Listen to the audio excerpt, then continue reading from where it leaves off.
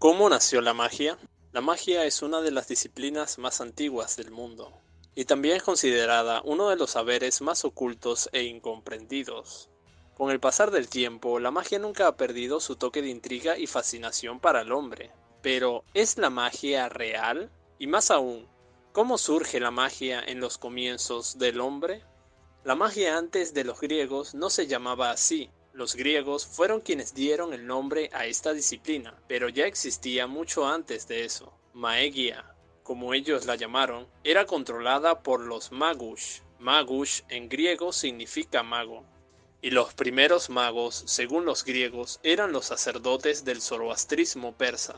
Pero la verdad es que, aunque en ese momento se documentaron los primeros avistamientos de la magia, esto está muy lejos de la realidad. Tradicionalmente, si tuviéramos que buscar los inicios de la magia, tendríamos que retroceder a los comienzos del hombre.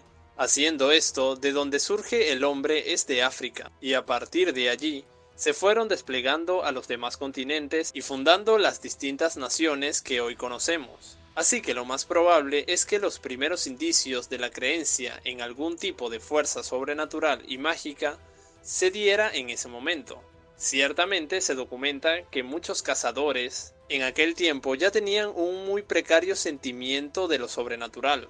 Un estudio hecho a la psicología de los chimpancés muestra que incluso en animales la creencia en lo sobrenatural se hace presente, siendo así que esta creencia venga arraigada en nuestros pensamientos más primitivos. Pero ¿cómo se iría desarrollando la magia con el paso del tiempo? La magia principalmente nació cuando surge la creencia de las deidades o entidades, que están fuera de nuestro plano mortal. Serían los sacerdotes o los sabios religiosos de la creencia que se tuviera en aquel tiempo de la deidad o entidad, que fueran los que tendrían la conexión o vínculo con ese ser superior, dándole así a este un poder por encima de lo normal, ya que podría contactar con el espíritu o Dios.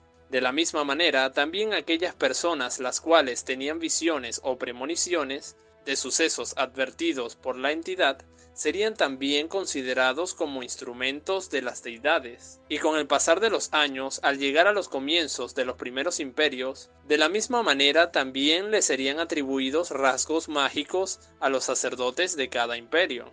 Pero dicho esto, hasta ahora hemos hablado solo de sacerdotes o mediums.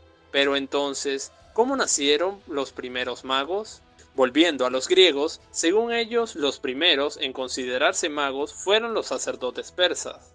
Lo cierto es que los magos serían sacerdotes que usarían su conocimiento de las artes ocultas y de cómo contactar con sus dioses, y el cómo hacer los distintos rituales para fines personales y algunas veces egoístas, siendo así que los primeros magos eran antes dirigentes religiosos, que luego de desertar de su clero y comenzar a usar sus conocimientos para fines más egoístas o para fines más altruistas, pasarían estos conocimientos ocultos de discípulo en discípulo, y así sucesivamente, creando las primeras sectas ocultas de magia y hechicería.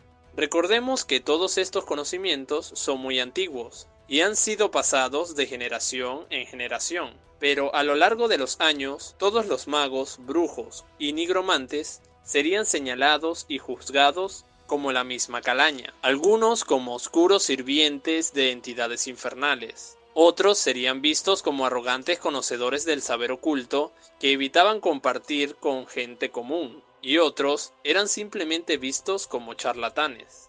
Esto lo podemos ver en obras teatrales como la de Edipo, rey de Sófocles, a los cuales se les presentaba como farsantes y vagabundos únicamente interesados en ganar dinero mediante falsedades y engaños. Fue así como serían vistos por dos extremos: o seres oscuros y terribles que manipulaban saber oculto a su antojo y para uso personal, o como estafadores y rufianes que solo se dedicaban a engañar a las personas. Lamentablemente esto no sería del todo cierto, pues entre todos estos grupos también había magos que buscaban únicamente revelar los misterios del mundo, por medio de la investigación, la práctica espiritual y el dominio de su propia mente. Pero la historia siempre se encarga de mostrarnos solo el lado más conveniente de las cosas, Y así sería en el pasar de los años. La magia y los saberes ocultos serían tratadas por las religiones monoteístas como blasfemas y pecaminosas, sufriendo así los magos, brujas, nigromantes, médiums e incluso sabios y sabias conocedores de hierbas medicinales.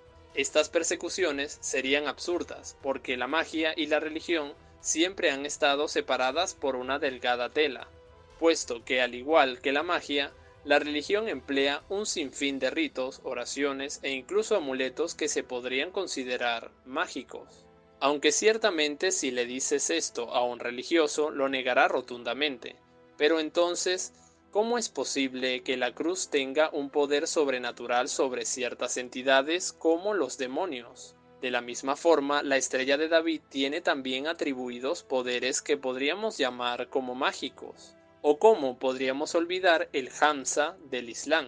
Todos son amuletos que tienen cierto poder, y sí podríamos llamarlos mágicos. Con esto no quiero ofender a ninguna religión, y si lo he hecho de antemano pido disculpas. Lo único que quiero con esto es hacer hincapié en que la magia y la religión no son tan diferentes como creemos, y aunque aún la magia sea vista por los religiosos como profana o maligna, la verdad es que todo depende con el ojo con el que lo mires, porque ciertamente hay magia oscura y maligna, pero no toda ella es mala, asimismo como la religión ha pasado sus grises. Para cerrar con el video quiero agregar que si estás interesado en aprender magia, estaré dando un curso de esta práctica cuando lleguemos a los 100.000 suscriptores. Sé que ahora mismo les parece muy lejano, ya que apenas llego a los 1000, pero tengo fe de que dentro de poco estaremos rondando esa cifra. El curso será completamente gratuito y estaremos conociendo reales magos y brujos que nos darán sus distintos testimonios, puntos de vista y consejos sobre aprender la magia. Bueno, sin más, como siempre les digo, todos somos una gran familia. Este ha sido Omegraph y nos vemos en la próxima.